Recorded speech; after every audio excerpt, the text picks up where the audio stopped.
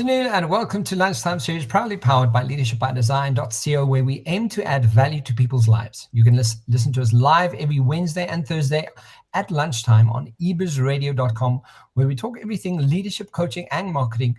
And you can catch us on the Lunchtime Series on all major podcast channels today. In today's marketing and leadership segment, we have, as per usual, marketing and communications expert and co-host Craig Pagely. How are you doing, Craig? Kevin, I'm great, thank you. Good to be chatting again on this wonderful day. Yeah, with us just having celebrated spring here in the Southern Hemisphere. Yes. I'm sure you've noticed the marked change in the weather, hey, Kevin?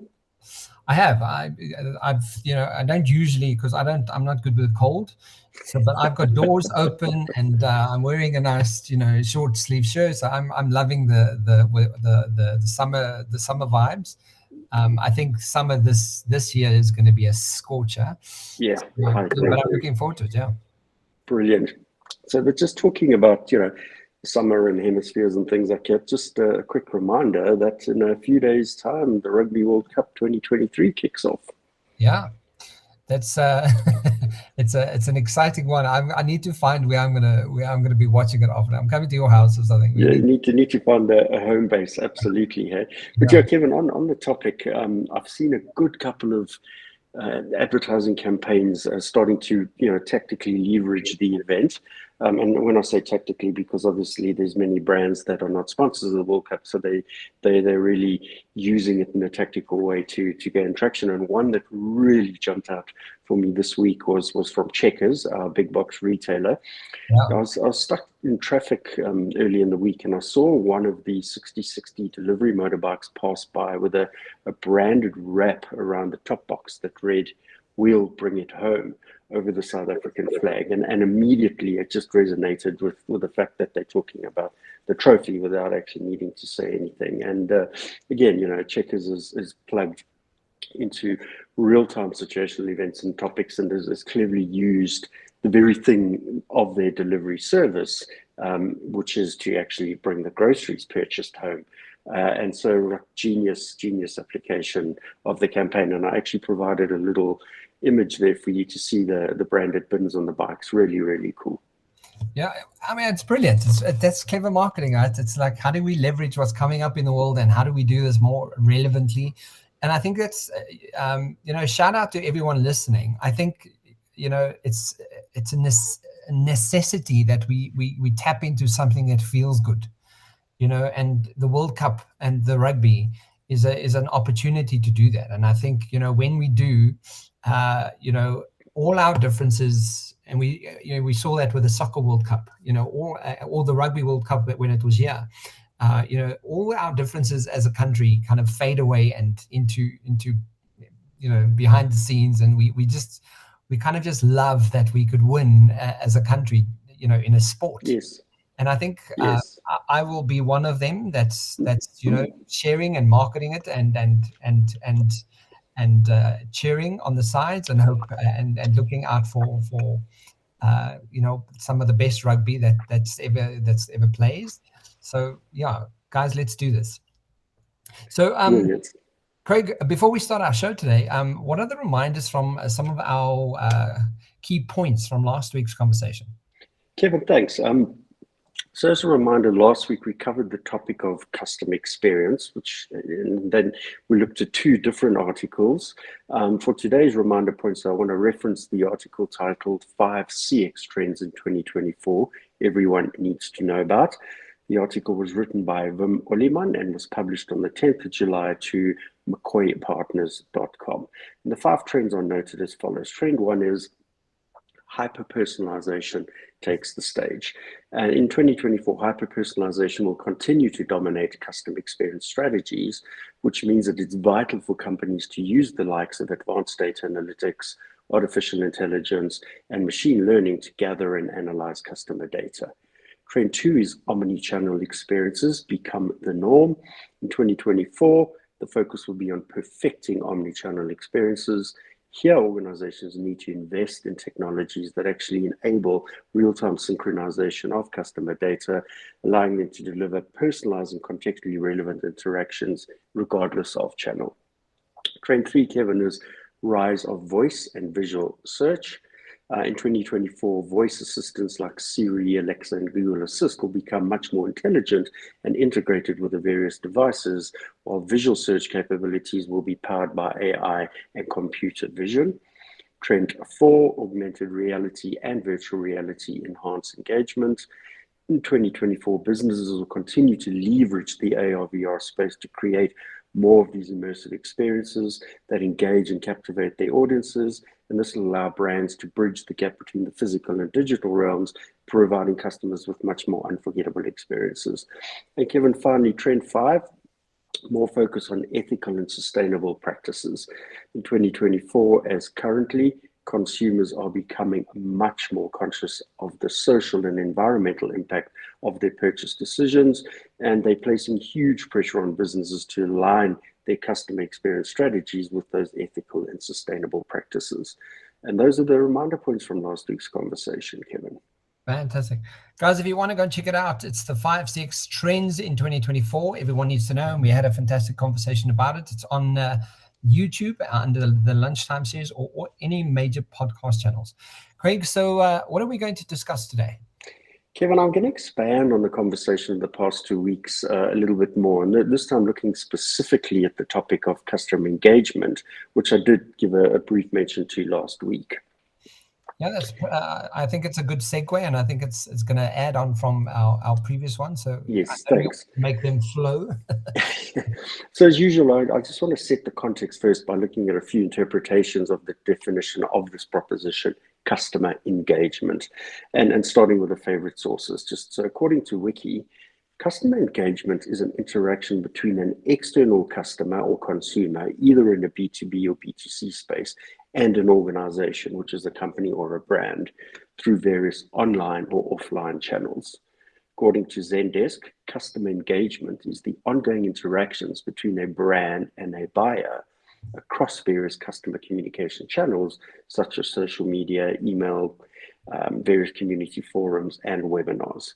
And then my favorite source, according to bloghubspot.com, customer engagement is the process of interacting with customers through a variety of channels in order to, take note, strengthen your relationship.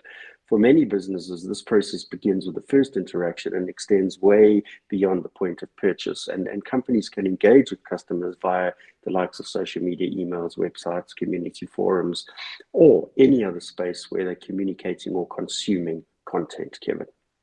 Craig, so why are these definitions so similar to the topic of customer experience? Yeah, good question. So they are similar, yet they have distinct differences. And there's a lovely paragraph from HubSpot blog.com that defines this as follows. Customer experience is the actual experience that your customer has with your product and your company as a whole. Customer engagement is the tools, the strategies, and the actions that you actually put in place to communicate with your customers and help them get the most out of your product. And then according to GoSquare.com, which is a business that develops tools to help subscription businesses grow, their article, Customer Engagement versus Customer Experience, they state that both sound similar. So this means must be similar things. Well, actually not. So you know you want to retain your customers, i.e. reduce churn, and ultimately scale your business.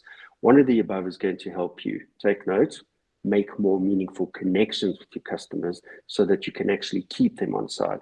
While the other, take note, measures how users view your products and services overall. So in that instance, again, the customer engagement is about making more meaningful connections versus the customer experience is about implementing the strategies and understanding how users are engaging with your products and services.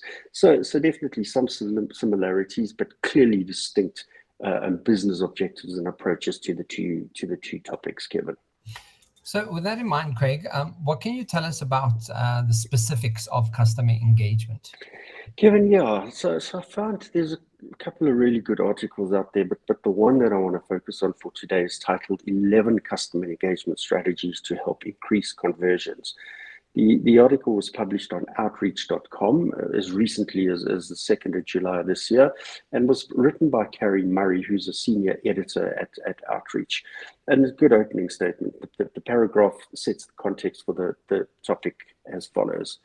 Your engagement strategy should act as an all-in-one solution that aligns with your customers' interests. Consider their needs throughout the process. What do they find valuable? What are some of the common concerns? Craft a customer-centric approach that provides your customers with the value and makes them want to engage with you more, Kevin. So let's look at each of the points and interject as we flow along, because there's 11, so it's quite a long set of points. So the first strategy here is share your company's story, mission, and vision. And the storytelling is something that we reference often, because and here we learn that stories are memorable and relatable, giving customers a reason to believe in your company or your brand. The key objective here is to humanize the brand with messaging and highlight your mission, vision, and story. This helps customers understand the why for the business. And again, hugely important. This is something we've covered at length, Kevin, because the why is what they're connecting with. It's important to place customers at the center of brand story, allowing the brand to actually relate and connect to customers, to listen to their goals and frustrations, and to actually form that desirable, connected, shared vision with customers. The second strategy is personalized interactions. So the key to a successful personalized experience, Kevin, is listening and providing customers with those unique moments and touches that touches and connects with them, making them feel like they actually matter and aren't just one of many in the sea of millions. Use data and customer surveys to gain those better insights and to actually start tailoring customer interactions to their liking, focusing on the preferred tone of voice, formats, and how they're actually best served. And then from a customs communications to curated online virtual events, consider every single one of those as the opportunity to get close. The brand must create those personalized customer experiences from the likes of these curated online and virtual events, all letting consumers know that you're actually aligned with and understand their needs and interests, Kevin. And it's really important to note on the strategy that sometimes personalization doesn't register with the prospects, and in those instances, don't force it. And your data gathering and assimilation will really allow you to understand which of the customer segments or individuals that are not gaining traction and are not really leaning into the mass personalization approach. Greg, I just want to sort of ask a question here, because yes. These two, find the story and share your company's story. Do you find that is even, how relevant do people actively do this? Because that leads to the personalized interaction of why would you be then personalized, right? If you don't know what that story of the business is, personalized interaction becomes, you don't really know how to be personalized because you don't really know where the story is, right? And I look at large organizations, and there are a number of them who simply don't have a story, or their story doesn't match to their culture, or their story doesn't match to their mission, or what the vision of this business is. And everything is so watered down that, you kind of go, okay, well, when we need to personally interact with people, we don't even know why we're doing it this way. Kevin, that's such a good point. So again, going back to that sweet spot in the center is define the why. Yeah. What does your business stand for? Why are you in business? Why are you making the products and services that you're actually delivering to the marketplace?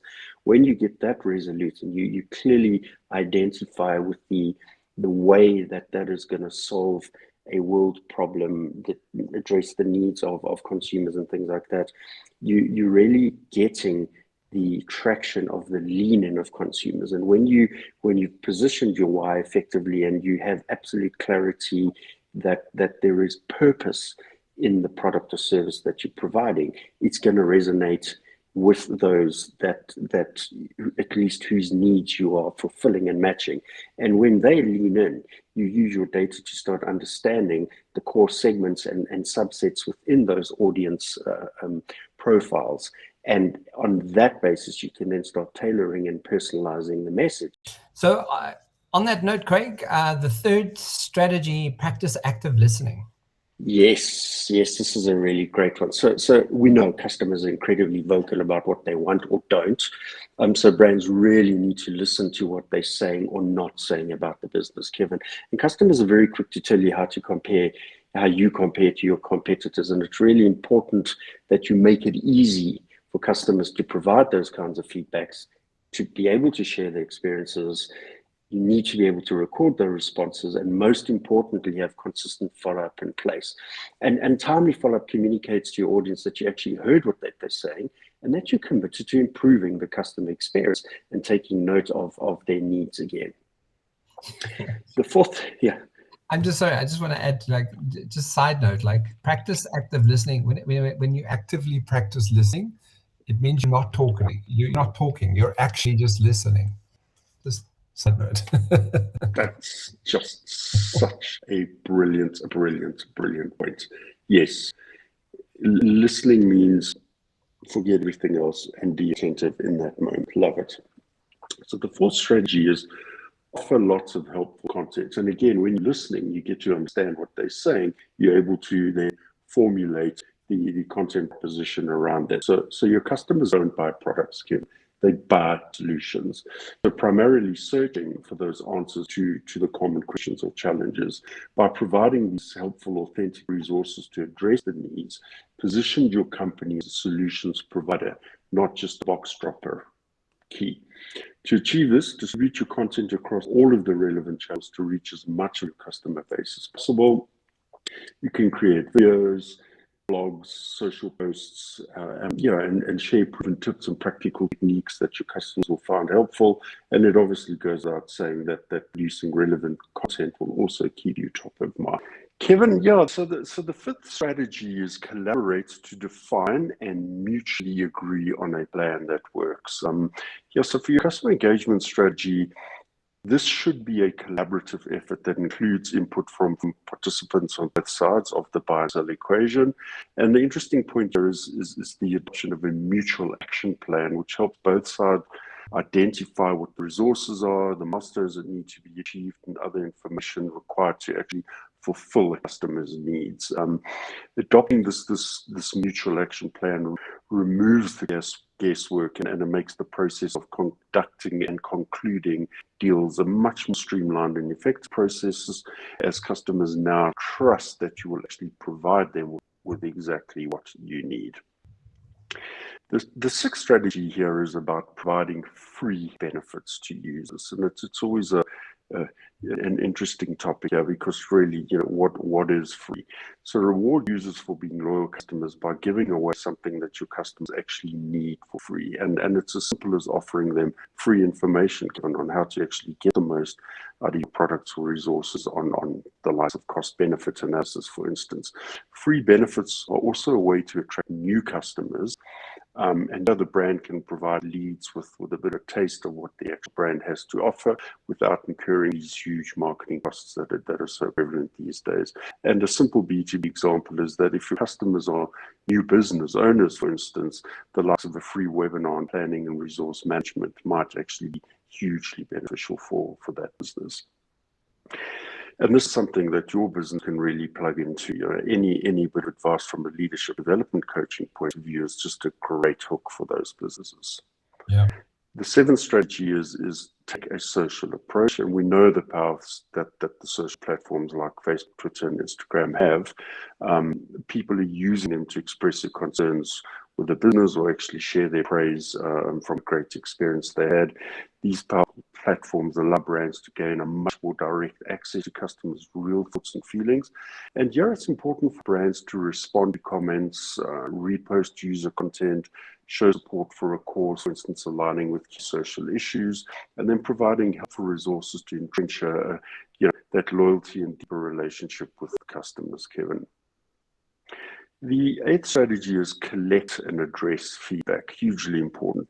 User feedback is a way to gauge customer satisfaction, collect the blend of technical quantitative data through your CRM and sales engagement platforms.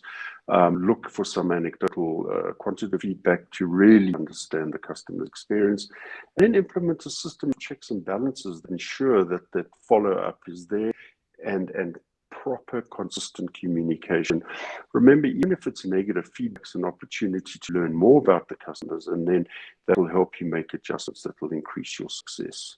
Yeah. The ninth strategy, Kevin, is host a virtual customer engagement event. And we know since COVID that everybody has moved on to online. Companies have had to really implement a step change and elevate their virtual events to a new level. The advantage is that these online engagements have now allowed companies to maintain a much more direct connection with customers, and they can be located anywhere in the world, as we know. But caution those that online events should never replace the in-person experience, as each customer engagement should really be intentional and have a purpose.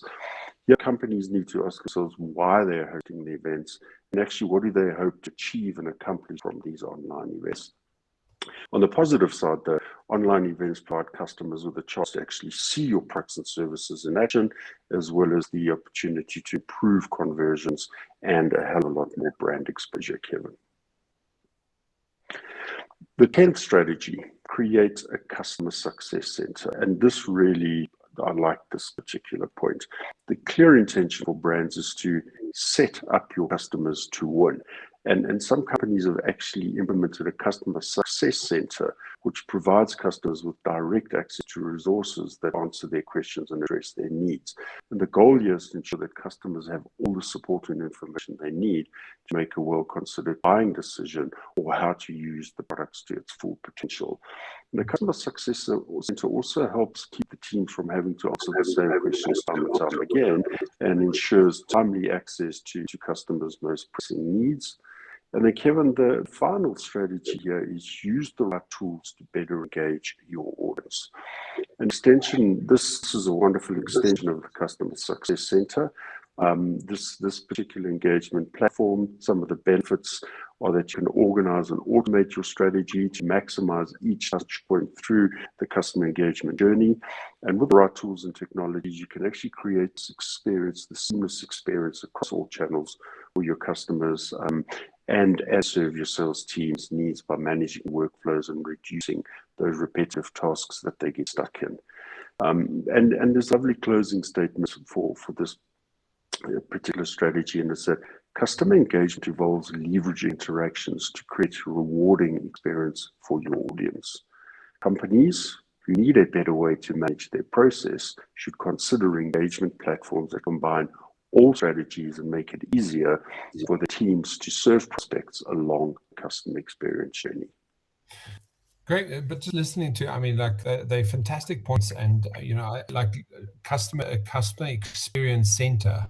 Again, that's a whole, it's a differentiator. If you think of an insurance company, or if you think of a bank, if you think of an engineering firm, depending on the audience and how you can target them, how do you create a customer experience center? But I think for all of those things to sort of be leveraged and used as a really key customer engagement tool, you have to have your basics in like mission and vision and story and starting from the core again. You're right, absolutely, from the why and building out. Yes, building it outwards. And I think because you listen to something and go, oh, that's such a brilliant idea, but like, okay, well, but then do you have a story? Do you know what the vision is? Do you know what the mission is? So you can't start with an engagement center when you have taken care of the why. And 100%. Well said. People need to note that, perhaps take this in order of growth. That, once this is done, then go and do this, and then go and do this. And because I think that will be a sort of another layer and another layer and another layer.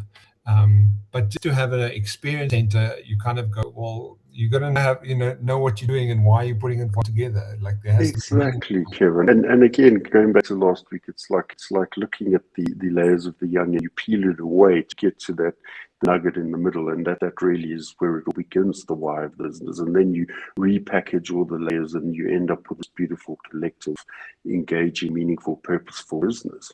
Yeah, exactly. So, as we today, what are the key takeaways that you can share with the listeners? Kevin, thanks. Three wonderful little takeaways here. They're from an article titled "Mastering the 3 C's of Customer Experience," and I came across this on the Beyond the arc.com, and the author notes that from years of helping companies improve customer experience, I've seen that it always comes down to 3 C's, and you'll appreciate these: champions, culture, and communications. These fundamentally also apply to managing major change, which is often what's needed to make this measurable impact in customer experience, Kevin. And I just so know this is true for you. I'm gladly going to steal those 3 C's from you today, because I think that's, when you do have champions, you have a strong culture and a recognizable culture that really knows its true DNA, and it's an obvious kind of way that we do things in this world, and clear and effective communication. I mean, with those 3 things, very little can go wrong when you've got that in place. Exactly. I think so. It's amazing. I thought we could end for the show today. So let's look at them. The first C is champions.